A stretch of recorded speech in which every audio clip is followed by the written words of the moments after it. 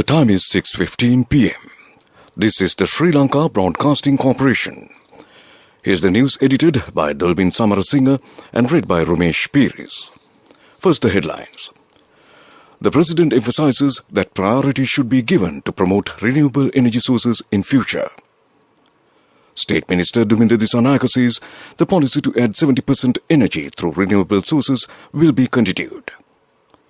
State Minister Dilum Amunugama says that a decision has not been taken to increase bus fares. The Parliament is scheduled to convene tomorrow. The boats of Indian fishermen put up for auction. The case filed against Swiss Embassy employee Ghanaian Bannister Francis fixed for trial. In news overseas, Australia reopens borders to international travel. And in sports, Russian 15-year-old Kamila Valieva becomes the first female figure skater to land a quadruple jump at an Olympic Games. And now the local news in detail. President Gotabaya Rajapaksa has emphasized that priority should be given to promote renewable energy sources in future. The President mentioned this today during the government parliamentary group at the Temple Trees. Attention was paid on several aspects, including solving the electricity issue and the growth of export economy. Prime Minister Mahinda Rajapaksa and high-ranking government officials attended the meeting. State Minister Duminda Disanayake says that the policy to add 70% energy through renewable sources to the national grid by 2030 will be continued. He said that officials took steps to prevent the relevant projects during discussions which were held from 2012. He pointed out that it is a problem as to why the Electricity Board is opposing when the country can use renewable energy at a moment when the whole world is converting into renewable energy sources. The State Minister Dilum Amunugama says that a decision has not been taken to increase bus fares, although Indian Oil Company increased oil prices from yesterday. He also said that if health authorities make full vaccination compulsory for public transport services, it has to be followed. The Secretary-General of Parliament, Dhammika Dasanayake, said the Parliament is scheduled to convene from February 8th to the 11th. The decision was taken at the Committee on Parliamentary Business held today, chaired by Deputy Speaker of the Chair of Committees, Ranjit Siambalapitiya. This news broadcast comes to you from the Sri Lanka Broadcasting Corporation. The medical insurance plan that begins at the age of 60. Medi60 from Sri Lanka Insurance.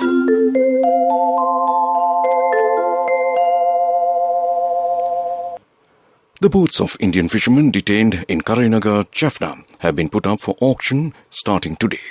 The auction will take place until Friday. The auction was organized by a team of officials from the Fisheries and Aquatic Resources Department headquarters in Colombo. An 88-foot-long fishing boat has been sold for 1.35 million rupees in today's first day of the auction. The boats of Indian fishermen detained at 5 ports, including Jaffna, have been put up for auction. The case filed against Swiss Embassy employee Ghanaian Bannister Francis for allegedly making a false claim that she had been abducted and sexually harassed was today fixed for trial by Colombo High Court. High Court Judge Namal Balale fixed the case to be taken up for trial on August 5th. Ghanaian Bannister has been accused of giving false information to embarrass the government and fabricating evidence in an abduction claim. The Court of Appeal today ordered to release attorney-at-law Hijaz Hezbollah on bail after nearly 2 years in detention and remand custody. Accordingly, the Court of Appeal directed the Puntland High Court to release Hijaz Hezbollah on bail with suitable bail conditions. The Court of Appeal made the order taking into consideration a revision application filed on behalf of Hijaz Hezbollah. The Attorney General did not raise objections to release Hezbollah on bail. The State Minister of Dhamma Schools, Pirivan and Bhikkhu Education says that vacation has been given to Pirivan from today until the 7th of next month. The advice related to converting the syllabus will be issued in due course. Minister Douglas Devananda says that opportunity has been given to Indian devotees to attend annual feast of St. Anthony's Church in Kachatebo. The minister has held discussions with Tamil Nadu state officials over telephone in this regard. The annual feast will be held on 11th and 12th of next month. And that concludes local news. The medical insurance plan that begins at the age of 60. Medi 60 from Sri Lanka Insurance. A health insurance plan to honor our most valued elders by the protectors of the nation. We now give our treasured senior citizens access to the very best medical insurance, specially tailored for anyone over 60. What's more, you don't need medical screening to access this policy. And Medi 60 covers a wide range of illnesses. Only from Sri Lanka Insurance. Call 0112 357 357. The main news story is brought to you by Siddhalepa Vedamahatmya. The Health Ministry says another 454 coronavirus patients have recovered and discharged within the last 24 hours. This brings the number of COVID-19 recoveries in the country so far to 581,659, while 22,180 patients infected with the virus are currently undergoing treatment. And that was the main news story. The main news story was brought to you by Siddhalepa Vedamahatmya.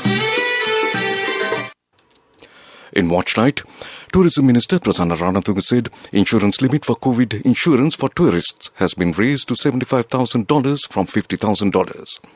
He said that obtaining a COVID insurance is a must for tourists arriving in the country.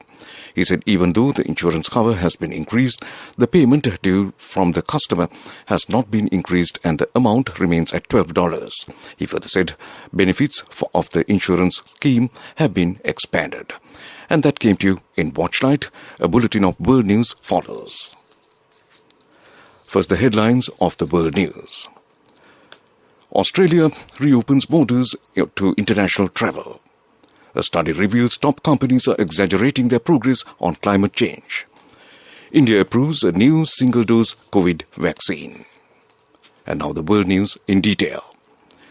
Australia has announced the reopening of its borders to vaccinated tourists and other visa holders for the first time in almost 2 years. Prime Minister Scott Morrison said if they are double vaccinated, they look forward to welcoming them back. The reopening on 21st February will be welcomed news for many sectors, including international education. Many of the world's biggest companies are failing to meet their own targets on tackling climate change, according to a study of 25 corporations. The New Climate Institute report says that they also routinely exaggerate or misreport their progress. The study alleges Google, Amazon, IKEA, Apple and Nestle are among those failing to change quickly enough. India has approved a new single-dose vaccine, expanding its program amid a dip in COVID-19 cases. Health Minister Mansukh Mandavia tweeted that the new vaccine, Sputnik Light, has been granted emergency use permission. India has now approved 9 vaccines, 3 of which have been developed in India. The country has so far given almost 1.7 billion doses. Back to the headlines of the world news. Australia reopens borders to international travel. A study reveals top companies are exaggerating their progress on climate change. India approves a new single-dose COVID vaccine. And that concludes the bulletin of world news.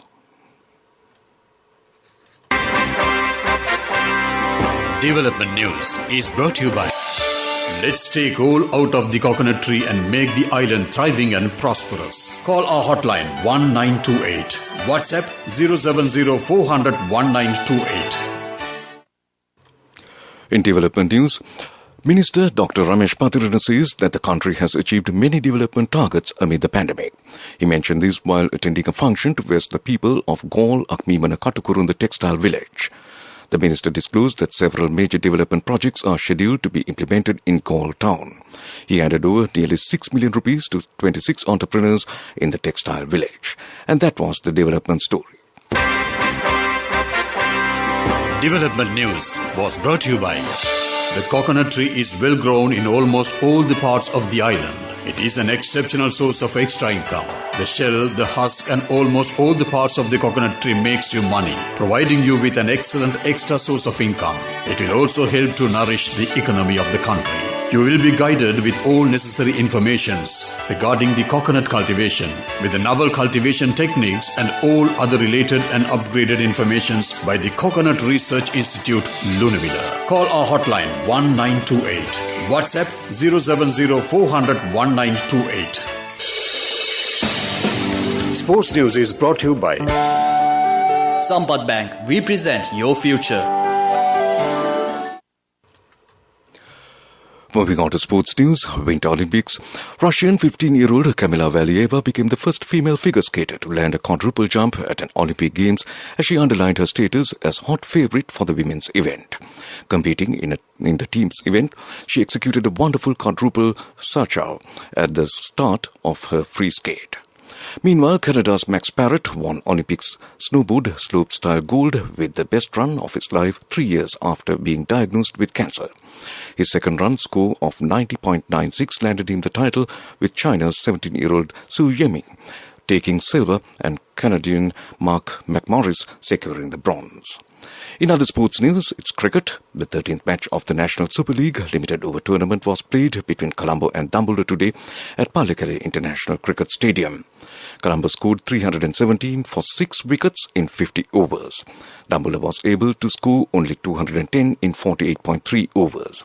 Accordingly, Colombo won the match by 4 wickets.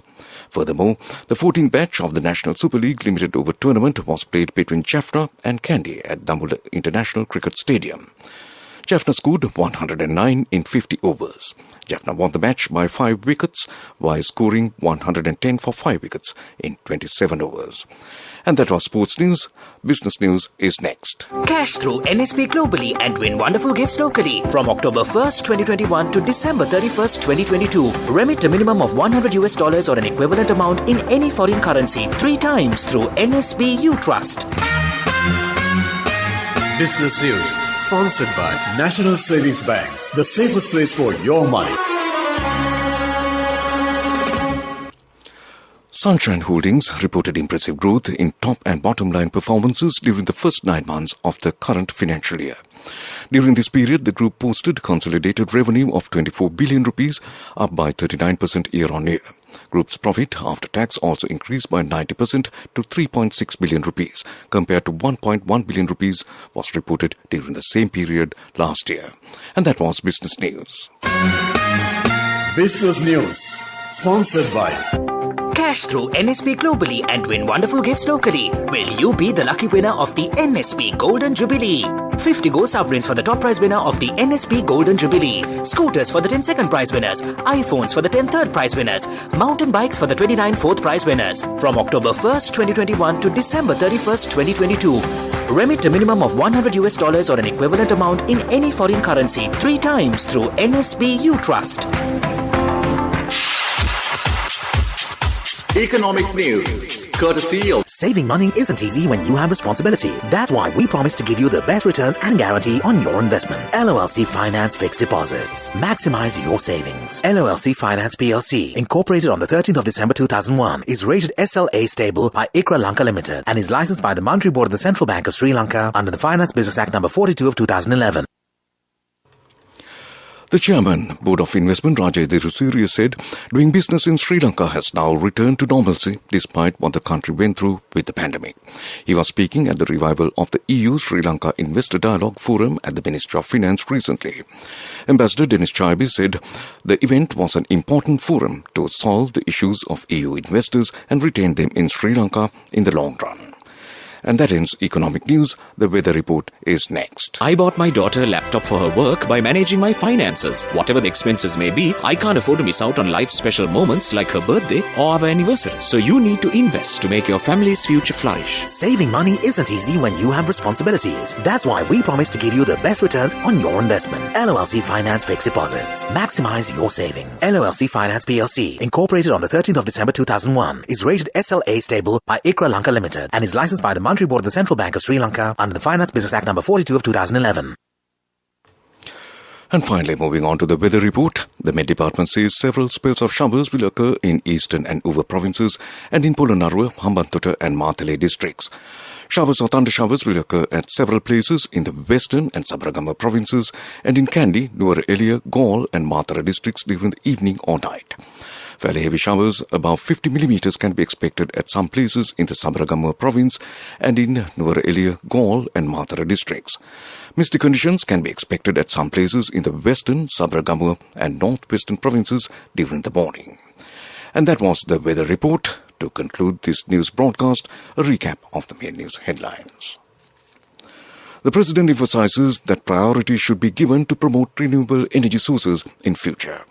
State Minister Duminda Dissanayake says the policy to add 70% energy through renewable sources will be continued. State Minister Diluma Munugama says that a decision has not been taken to increase bus fares. The Parliament is scheduled to convene tomorrow. The boats of Indian fishermen put up for auction. The case filed against Swiss Embassy employee Ghanaian Bannister Francis fixed for trial. And in news overseas, Australia reopens borders to international travel. In sports, Russian 15-year-old Kamila Valieva becomes the first female figure skater to land a quadruple jump at an Olympic Games. And with that, we conclude this news broadcast from the Sri Lanka Broadcasting Corporation.